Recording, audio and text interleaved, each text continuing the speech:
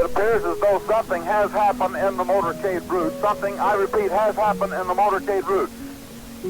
From Dallas, Texas, the flash, apparently official, President Kennedy died at 1 p.m. Central Standard Time, 2 o'clock Eastern Standard Time, some 38 minutes ago.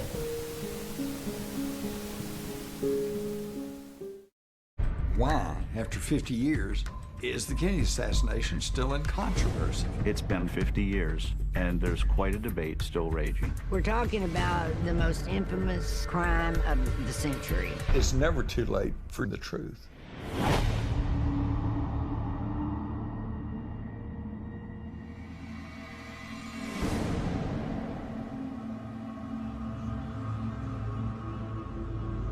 President Kennedy's ill-fated trip to Dallas, Texas on November 22, 1963 was mostly political in nature. With his 1964 re-election campaign looming, Kennedy hoped to unite Texas Democrats critical to winning the state the following year. His trip had begun in San Antonio the previous day, then moved on to Houston, Fort Worth, and finally Dallas. The president was on his way to speak at the Dallas Trade Mart when he sustained massive and fatal gunshot wounds to the head and neck.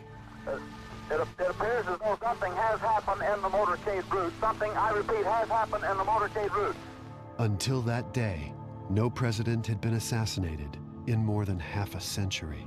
The President of the United States is dead.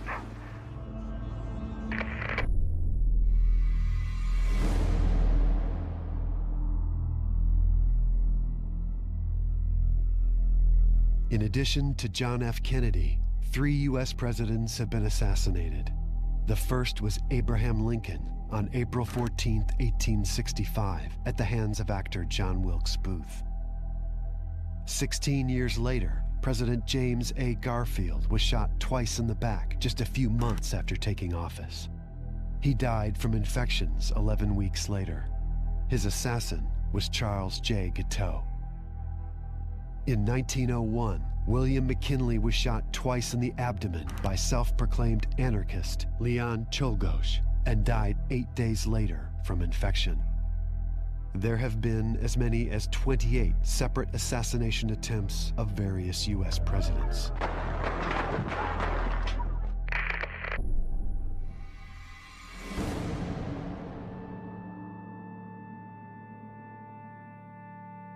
On November 21, 1963, the President and First Lady spent their last night together in Suite 850 of the Hotel Texas, located in downtown Fort Worth.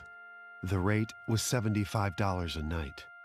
To celebrate their overnight visit, a local designer assembled an art exhibition to display in the parlor, master bedroom, and second bedroom of Suite 850. Customized to the couple's aesthetic tastes, the 35th president spent his final night amongst the artistic masterpieces of Vincent van Gogh, Pablo Picasso, and Franz Kline.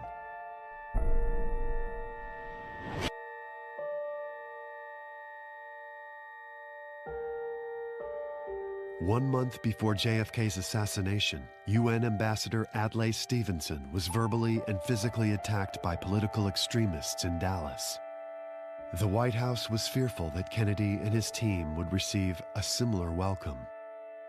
Dallas Police Chief Jesse Curry, aided by the Secret Service, drastically increased security measures, later described by NBC as the most stringent security precautions in the city's history.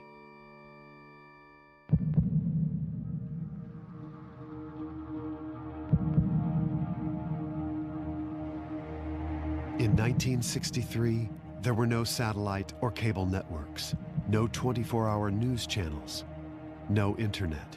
Yet within minutes of the assassination, all radio and television programs were preempted with news coming out of Dallas. This KLIF bulletin. From Dallas, 3 shots reportedly were fired at the motorcade of President Kennedy today near the downtown section.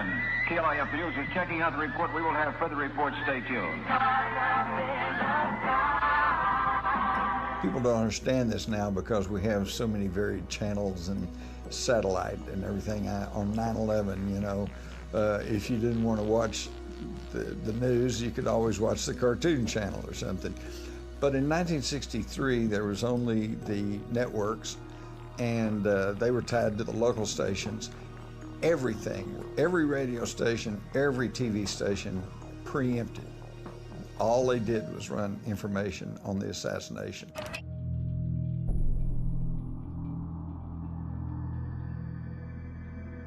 While television crews were set up to provide live coverage of Kennedy's arrival at Love Field and his intended eventual destination, the Dallas Trade Mart, no live TV coverage was provided of the motorcade route.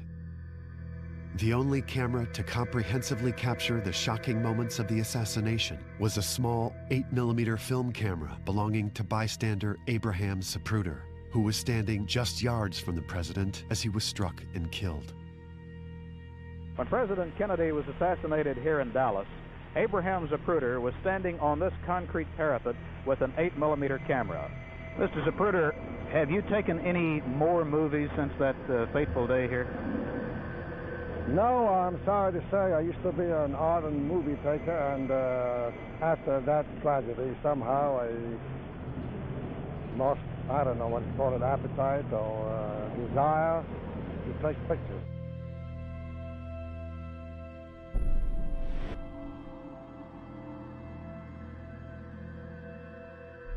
The grassy knoll, a term that has become synonymous with conspiracy theories, refers to a portion of Dealey Plaza, a Dallas city park located at the convergence of three streets, Main, Elm, and Commerce. Kennedy was assassinated as his limousine traveled down Elm Street. The knoll itself, a grass-covered hill sloping up from Elm Street to a stone monument, a wooden stockade fence, and a line of trees, is one of the most recognizable images in photographs and films of the time. It is also where some theorize a shooter or shooters were concealed.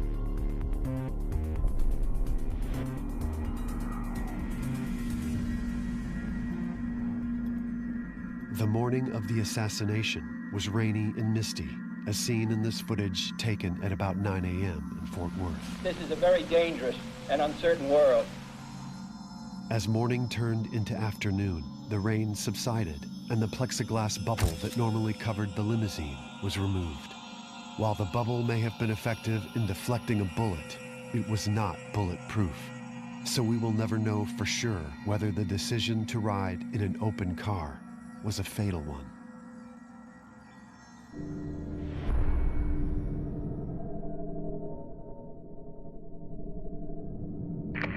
24-year-old Lee Harvey Oswald was hired by the Texas School Book Depository as a temporary order filler.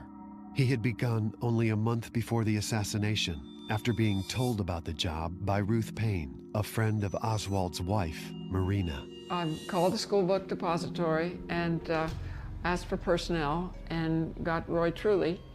And I said, I'm calling because there's a young man that I know and his wife staying with me, and they have one child already and they're expecting a baby, and he's looking for work and hasn't got it, and I was just wondering if there's an opening there. And then, you know, the rest is history. In the days before Kennedy's arrival in Dallas, newspapers described the motorcade route as passing in front of the depository.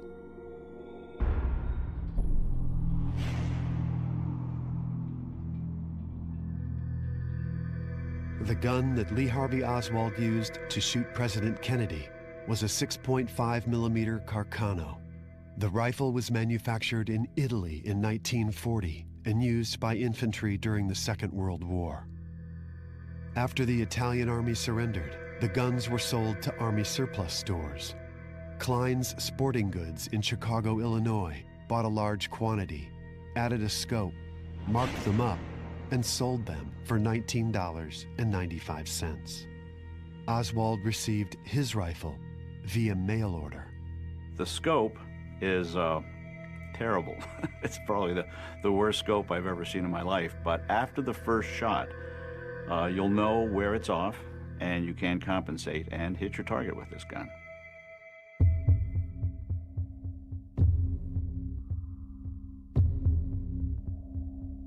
During the fall of 1963, Lee Harvey Oswald was spending weeknights at a boarding house in Dallas, while his estranged wife, Marina, and their 2 children were living with friend Ruth Payne in Irving, about 15 miles away.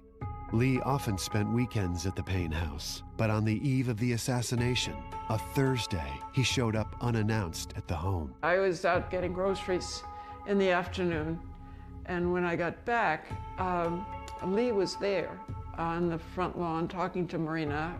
He offered to carry a bag of groceries in and did. I was very excited about the president coming the next day. And I said, "Nasz prezydent приедет," which means our president is coming. And he just brushed by me. He was really quiet that evening. Unbeknownst to Mrs. Payne, Lee had been storing a 6.5 millimeter Carcano rifle in her garage.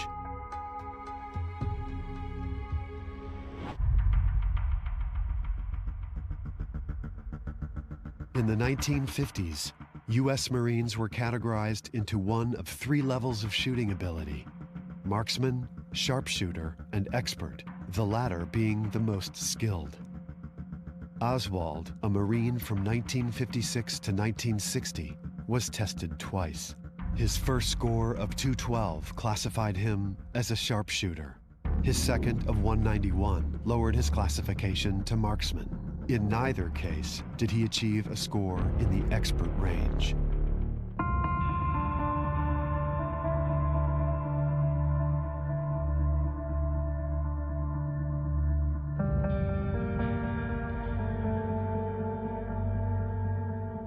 As the Kennedys went by us, they were happy.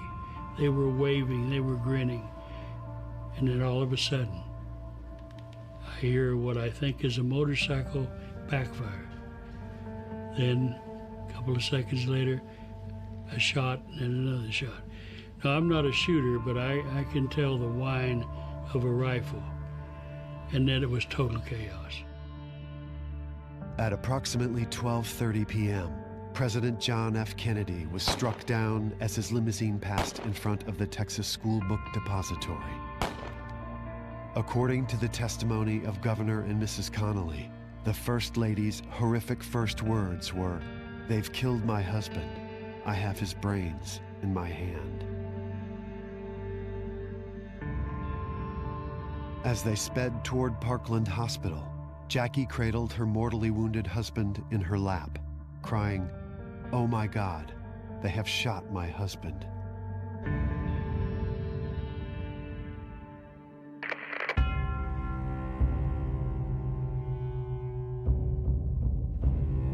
The President and Governor Connolly were shot at 12:30 p.m. Central Standard Time. Their limousine immediately sped off toward Parkland Hospital, 4.6 miles away, and upon arrival, the President was rushed into Trauma Room 1. There, repeated efforts by doctors and surgeons to resuscitate him failed, and at 1 p.m., he was pronounced dead. Dr. Malcolm Perry, one of the first to treat Kennedy, later remarked, quote, "We never had any hope of saving his life."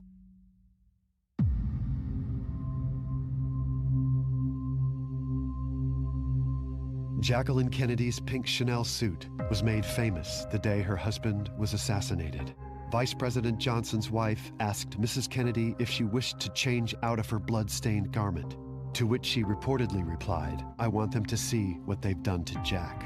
She wore the suit as she stood next to Lyndon B. Johnson as he was sworn in as the 36th President of the United States. She kept the suit on until the following morning. When she finally changed, she sent the suit to her mother, who placed it in a white box and wrote on it the date, November 22nd, 1963.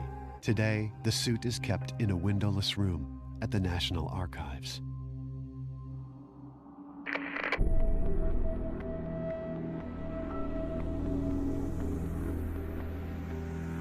Within seconds of the shooting of the president, Dallas motorcycle policeman Marion Baker, who claims to have heard shots coming from an upper floor of the Texas School Book Depository, ran into the building, pistol drawn.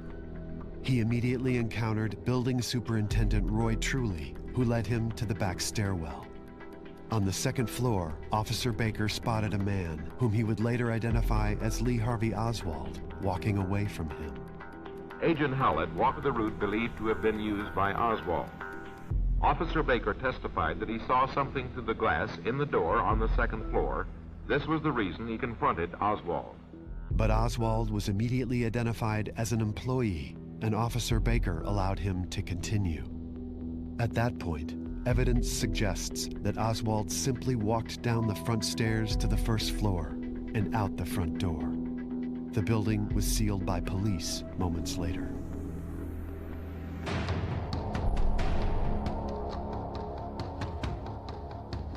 According to the reconstruction of time and events by the President's Commission, Oswald left the building about 3 minutes after the assassination. He walked east on Elm Street to the corner of Elm and Murphy Streets. 7 blocks east of the depository on Elm Street, Oswald boarded a bus. About 4 minutes later, he got off and hailed a cab to the Dallas suburb of Oak Cliff. He asked the cab driver to drop him off at Neely and Beckley, which was 3 blocks beyond his rented room. He then backtracked to his rooming house, picked up a jacket and his revolver, and left again. Moments later, he would use that revolver to commit murder.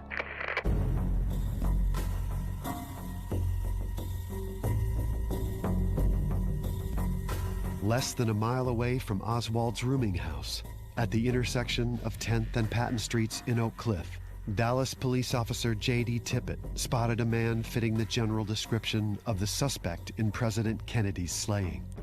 The man was Lee Harvey Oswald. Tippit pulled alongside Oswald and they exchanged a few words through a vent window. Tippit then exited his vehicle and approached the suspect.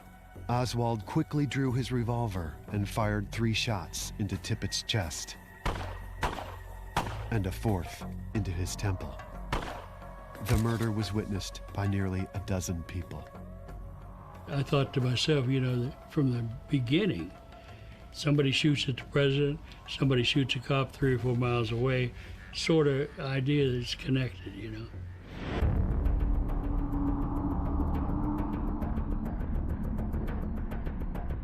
After killing Officer Tippit, Oswald cut across a grass lot, shed his jacket, and began walking west on Jefferson toward the Texas Theater.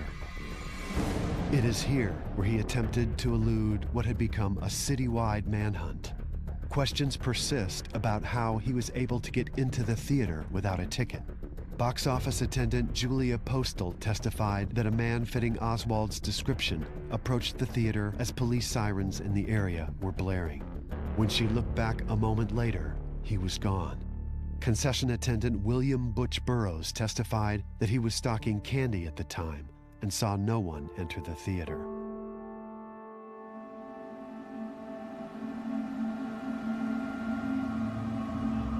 The Texas Theater was running a double feature on November 22, 1963. The film playing on screen when Oswald was apprehended and arrested was War is Hell, a Korean war drama written, produced, and directed by Bert Topper. The film is lost today, though fragments of it have surfaced in recent years. Coincidentally, the film's lead actor, Baines Barron, was born on the same day as President Kennedy, May 29, 1917.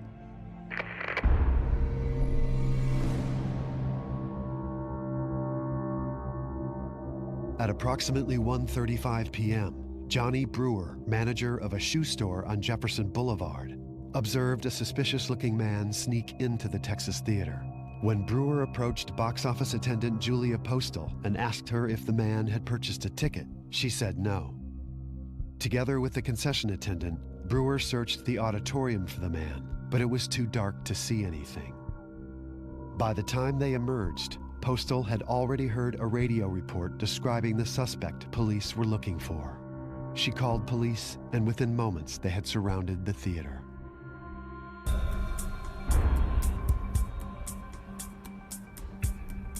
When police entered the Texas Theater, they were looking for a cop killer, not an assassin.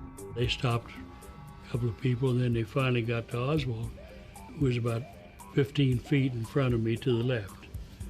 As he stood up, he said, "Well, it's all over now." and they jumped him pretty fast.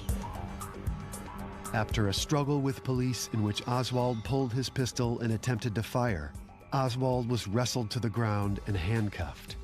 He was charged not with killing President Kennedy, but for the murder of Officer J.D. Tippit.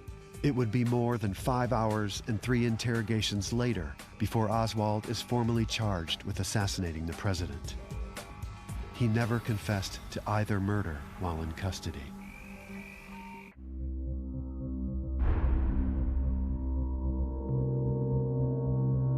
Seven months before President Kennedy's assassination, Lee Harvey Oswald targeted retired Major General Edwin Walker, an avowed anti-communist living in Dallas.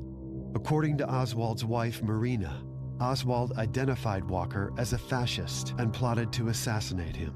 On April 10, 1963, Oswald fired at Walker while he was sitting at a desk in his home from a distance of less than 100 feet. The bullet hit the frame of the window and missed the general. Oswald had previously left a note for his wife detailing 11 instructions for her to follow in the event he was arrested for the act.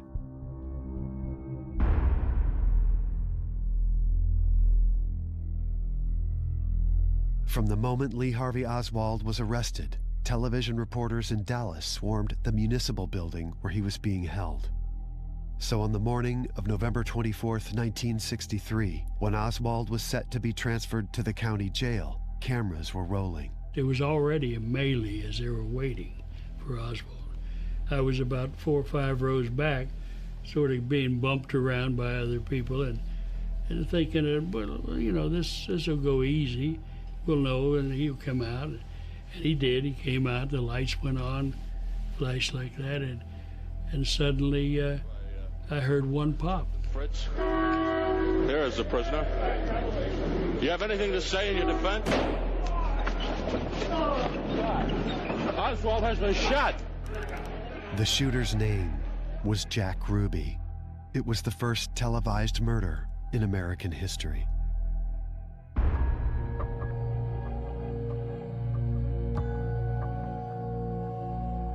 Jack Ruby was the owner of the Carousel Club, a Dallas burlesque. He was well known in the local business community and by law enforcement. Ruby had a reputation for being impulsive and desiring to be the center of attention. That was his personality. Very seldom was he just, you know, low-key. That kind of turned a lot of people off, you know, because the way he was.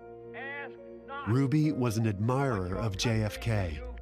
He held special esteem for Mrs. Kennedy and made no secret of the anger and shame the assassination had brought to his town. He was devastated, as was everybody that lived in Dallas. A lot of people wanted to kill Oswald, but Jack had the opportunity and the chance, and so he ended up doing it.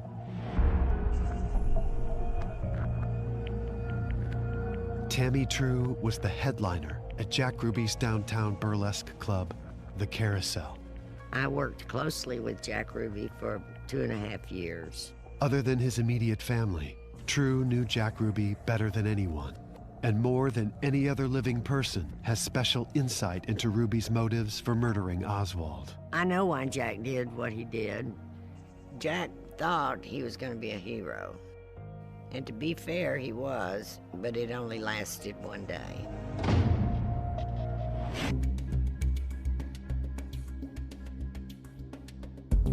On the evening of November 23, 1963, Jack Ruby received a phone call from Lynn Bennett, a performer at the Carousel Club, asking for $25 to pay rent.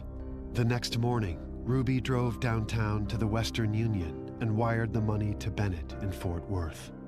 Less than a block away at the municipal building, Lee Harvey Oswald was about to be transferred to the county jail. Ruby walked toward the parking garage entrance and continued down the ramp, where a flock of reporters had gathered. Because he was a friend to Dallas law enforcement and often a fixture in the background of police headquarters, Ruby met with little resistance as he approached the crowd and suddenly found himself face to face with Lee Harvey Oswald.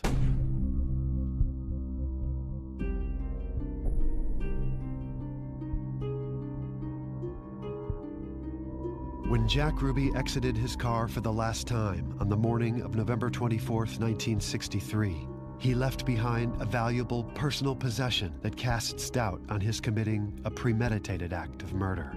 That prized possession was his beloved dog, a dachshund named Sheba. He had 2 little dogs, and he took them everywhere with him. Especially Sheba. She was his favorite.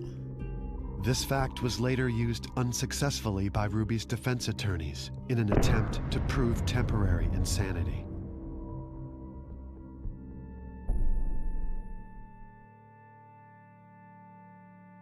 Joe Campisi was the alleged leader of the Dallas Mafia and best friend to Lee Harvey Oswald's assassin, Jack Ruby. He was Ruby's first visitor in jail, giving rise to decades of speculation that Ruby's actions were somehow tied to the mob. Joe Campisi's son, Corky, remembers his father explaining Ruby's rationale for killing Oswald. I said, "Why'd he do it, Dad?" He told me he did it because of what Jacqueline Kennedy was going through. He felt for her and seeing that little kid.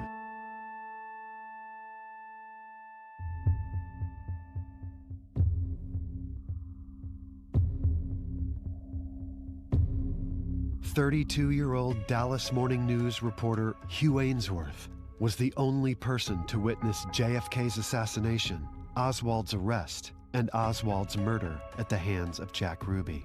I think that the fact that I was at all these scenes has given me certain insights that people may not have. But I must tell you that it was pure dumb luck in most cases that weekend. I could have been anywhere else. It's pure dumb luck.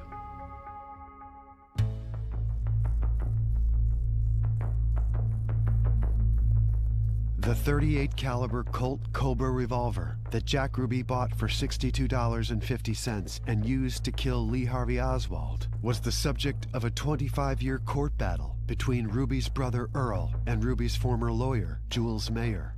Ownership of the gun was finally awarded to Earl Ruby, and in 1991, he auctioned it off to a private collector for $220,000, much of which was used to pay legal fees.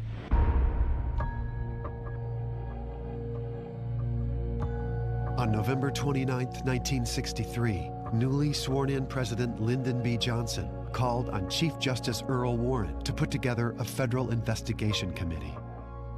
The President's Commission on the Assassination of President Kennedy spent 10 months poring through evidence and interrogating witnesses.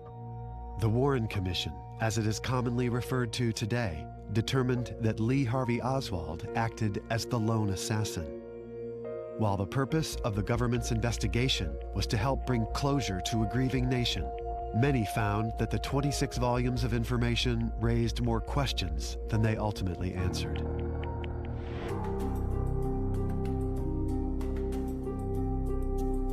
The single bullet theory was introduced by the Warren Commission to explain what happened to the first of 3 bullets allegedly fired from the 6th floor window.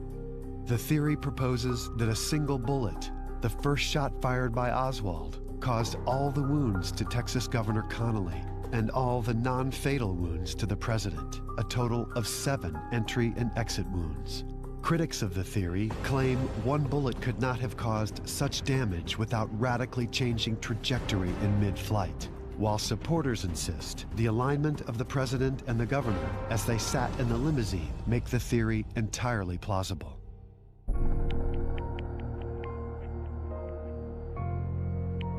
On March 1, 1967, New Orleans businessman Clay Shaw was arrested and charged by New Orleans District Attorney Jim Garrison with conspiring to assassinate President Kennedy. Because we're now building a case, and I might add, it's a case that we will not lose. And anybody that wants to bet against us is invited to, but they're going to be disappointed. It took almost 2 years for Shaw to be brought to trial, but a jury took less than an hour to find him not guilty. A terrible miscarriage of justice. The jury foreman told me, said, "Hugh, we'd have been in quicker, but we had to go to the bathroom." To date, it is the only trial to be brought for the assassination of President Kennedy. The investigation and trial of Clay Shaw was the subject of the Oliver Stone film, JFK.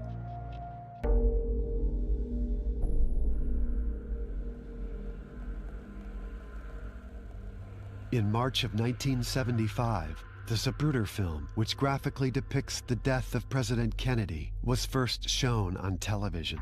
Its airing prompted renewed public outcry for answers and helped lead to the establishment of the United States House of Representatives Select Committee on Assassinations. After 2 years, the committee issued its final report, concluding that Kennedy was very likely assassinated as the result of a conspiracy. It stated that there was a, quote, high probability that at least 2 gunmen fired at the president, unquote. However, the committee was unable to identify the other gunmen or the extent of the conspiracy.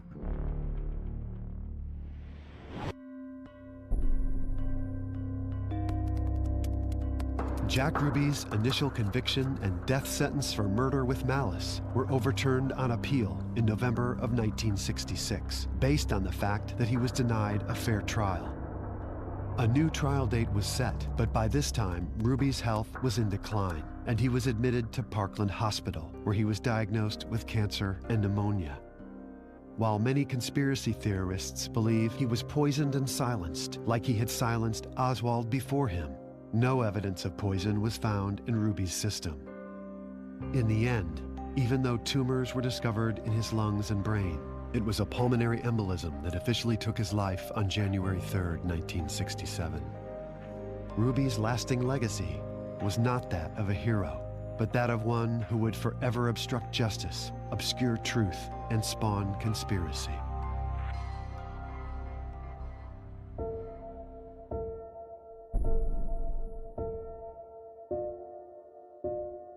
JFK, Lee Harvey Oswald, and Jack Ruby were all pronounced dead at Parkland Hospital of Dallas. JFK on November 22, 1963. Lee Harvey Oswald 2 days later, and Jack Ruby in 1967. The men were buried in 3 different places. Ruby was buried in Chicago, Lee Harvey Oswald in Fort Worth, and President Kennedy in the Arlington National Cemetery in Virginia, where his grave is marked with the eternal flame.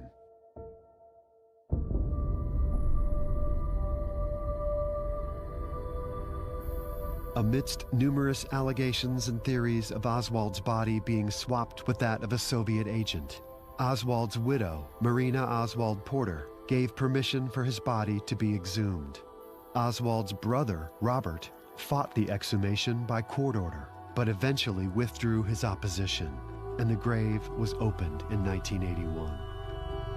The casket, originally sealed in an iron vault, was found cracked and water damaged.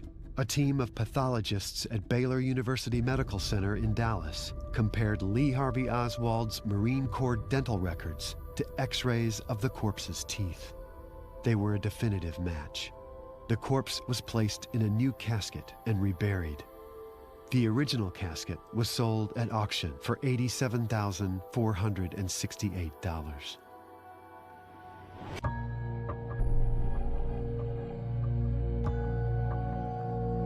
Recent polls suggest that 6 out of 10 Americans believe the JFK assassination was part of an elaborate conspiracy.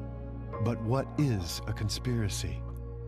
Let's look at the definition of conspiracy, which comes from the Latin conspiri, which simply means to breathe together, literally, or to act in concert. If we all decide we're going to throw a surprise birthday party, we keep it quiet, that's a conspiracy. So conspiracy in and of itself is neither good nor bad, it's how you use it. But if a conspiracy exists which conceals a hidden truth behind the death of JFK, then it follows that those involved in the conspiracy, whoever they are, have managed to silence that truth for 50 years.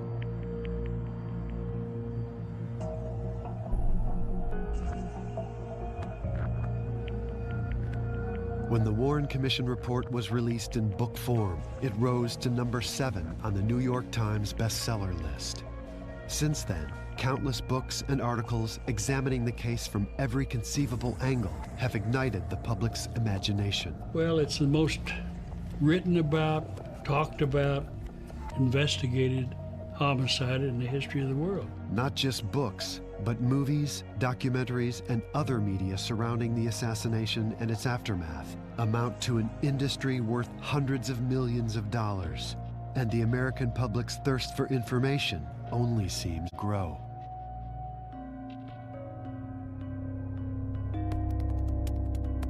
There is no statute of limitations on murder or conspiracy to commit murder.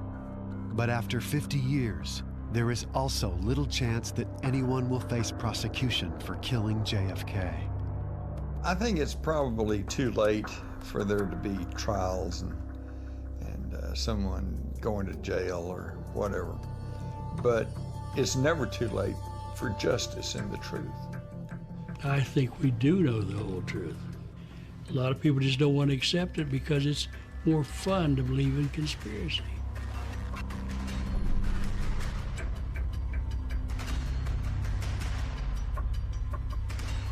The infamous building from which Lee Harvey Oswald shot President Kennedy was converted into a museum in 1989. A popular tourist destination, the 6th floor museum offers visitors an opportunity to gaze out of the sniper's window and draw their own conclusions as to what really happened on November 22nd, 1963.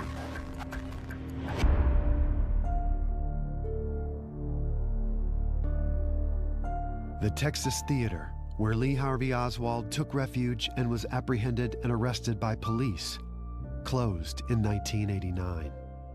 It was reopened and closed numerous times throughout the years and nearly perished in a 5-alarm fire in 1995. In 2001, it was renovated by the city of Dallas and now serves as a popular art house cinema. The Jack Ruby Review, a burlesque show celebrating the bygone days of the Carousel Club, occasionally performs at what is now called the Historic Texas Theater.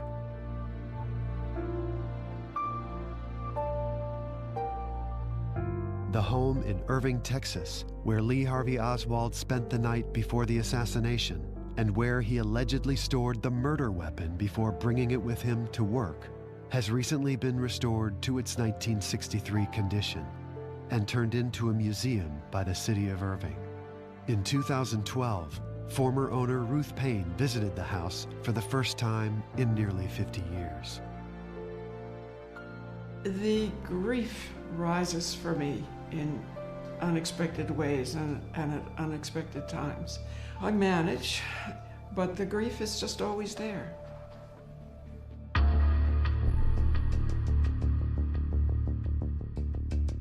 Shortly after his arrest at the Texas Theater, Lee Harvey Oswald was brought to this jail cell on the 5th floor of the Dallas Municipal Building, where he was held until his own murder just 2 days later. After murdering Oswald, Ruby was immediately apprehended and led to the same cell block his victim had occupied. This maximum security cell block was part of the old Dallas City Jail. Though the jail has been closed since 1978, the abandoned cells still occupy the 5th and 6th floors of the municipal building.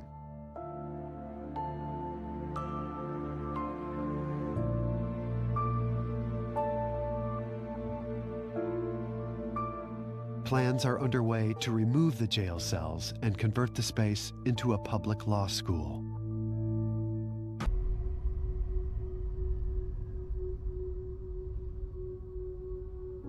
From November 1962 to March 1963, Lee and Marina Oswald lived in this apartment on 604 Elsbeth Street in the Dallas suburb of Oak Cliff.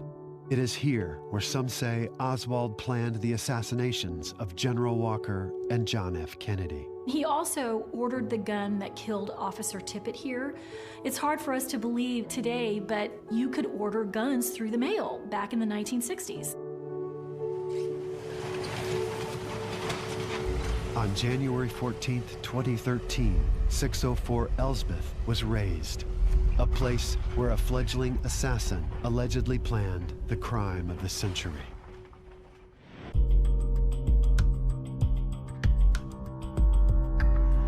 The President of the United States is one of the most closely guarded human beings on the planet, and tens of millions of dollars per year are spent on security and Secret Service protection for the chief executive.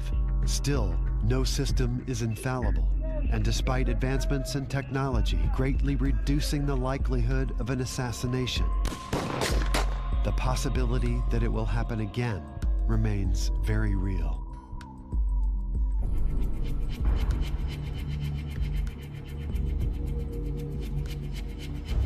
John Fitzgerald Kennedy was a young and popular president, struck down in the prime of his life and in the 3rd year of his term. The alleged assassin was a troubled ex-Marine with a mail-order rifle who himself was murdered on live television before he could be tried. Official investigations have been unable to convince a skeptical public that Oswald acted alone, yet no one else has ever been brought to justice for the crime. With so many unanswered questions, it's little wonder the tragic assassination of President John F. Kennedy has both haunted and fascinated the public for 50 years.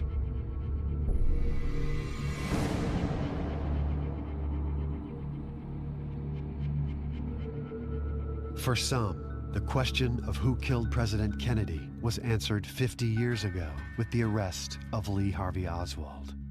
But for others, the conflicting eyewitness testimony and still unreleased top-secret documents cast heavy shadows over the Warren Commission's conclusion that Oswald acted alone. If it had only been Oswald, the lone nut, then it's an accident of history, right? It all ought to be wrapped up. In fact, that's the key right there. People ought to ask themselves, why, after 50 years, is the Kennedy assassination still in controversy?